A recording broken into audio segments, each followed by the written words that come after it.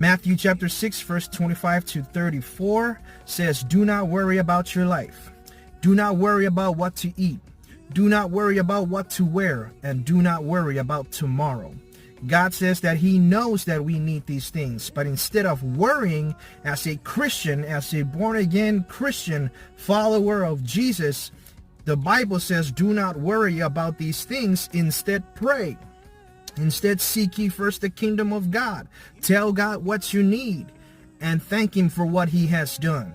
That's what the Bible says. So instead of worrying, remember God's promises. Remember God's word. Instead of worrying, hold on to Jesus. The Bible says that he knows that we need these things, but he also says that God makes sure the birds of the air have food to eat. If he makes sure animals have something to eat, aren't you more valuable than animals? Yes, you are. You are made in the image